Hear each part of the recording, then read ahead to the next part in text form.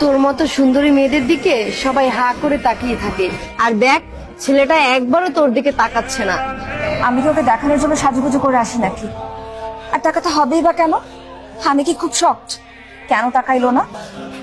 তোরা যা, তোদের দিকে তাকায় থাকো, আমার তো ঠেকা পড়েনি। অবশ্যই তাকাতে হবে, প্রত্যেকটা মেয়ে চায় তার দিকে তাকা।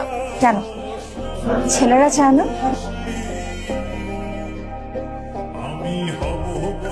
সারাদিন টোটি করলে হইব? আচ্ছা, ওই মেয়েটা এমনি করে বসে আছে কেন? শুনলাম ওর নাকি রেজাল্টটা তোরা ভালো হয় না। ঠিক আছে, তোরা থাক। আচ্ছা আসতেছি। তোমাকে হাসি মুখে সুন্দর মানায়। আমার রেজাল্ট আমি জানি, ক্যাম্পাসের সিনিয়র হিসেবে বলছি, এরপর যদি কোনো বিষয়ে কোনো হেল্প দরকার হয় আমাকে জানাবে, ঠিক আছে?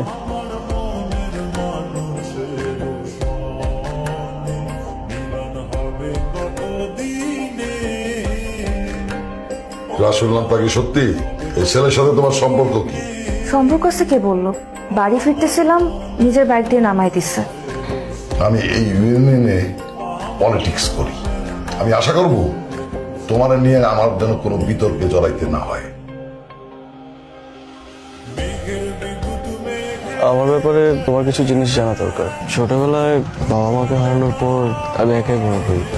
তারপর থেকে বলতে পারো আমি আমার বন্ধু বান্ধবদের সাথে বড় হয়েছি। ওরা ছাড়া এই দুনিয়াতে আমার আপন কেউ নেই। কে বলেছে তোমার আপন কেউ নেই?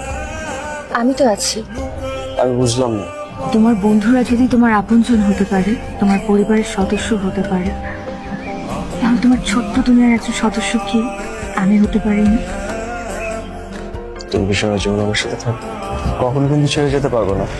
ঠিক আছে, কিন্তু আমার সাথে কিন্তু অনেক অপ্রয়োজনীয় কথা বলতে হবে। তাই আমি এমনিতে অনেক অপ্রয়োজনীয় কথা বলি। আমাকে নিয়ে পুরো শহর ঘুরে বেড়াতে হবে, আমাকে প্রতিদিন বাসায় ড্রপ দিতে হবে, আর আমি যখন চাইবো আমাকে নিয়ে ঘুরতে বের হবে, তাহলেই হবে। মুশফিক ভাই নয়নতারাকে আংটিটা পরিয়েই দিলেন। আরে ধুর, এটা তো খুবই কম দামি একটা জিনিস। দামের কথা কখনো বলতে হয় না, দাম বলে যায় ছোট লোকেরা। তাছাড়া এটা আমার কাছে অনেক দাম। দেখো মা, যখন তোমার মারা যায় তোমার বয়স তখন 2 বছর।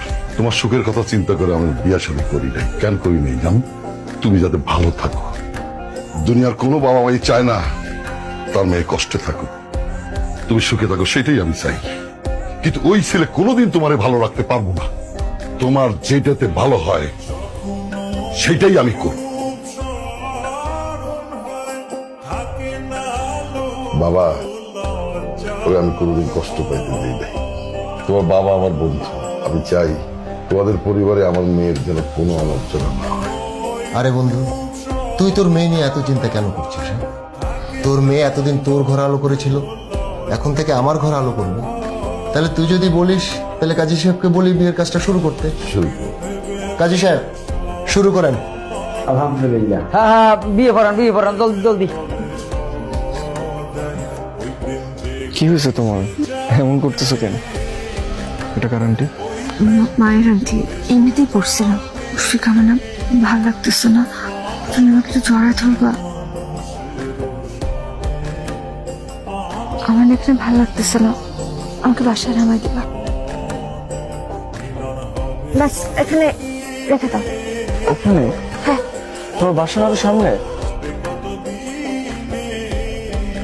এটা পেছনের রাস্তা, বাসার সামনে দিয়ে যাওয়া যাবে না, ঝামেলা আছে। পেছন দিক দিয়ে আমি ঢুকে যাবো বাসায়।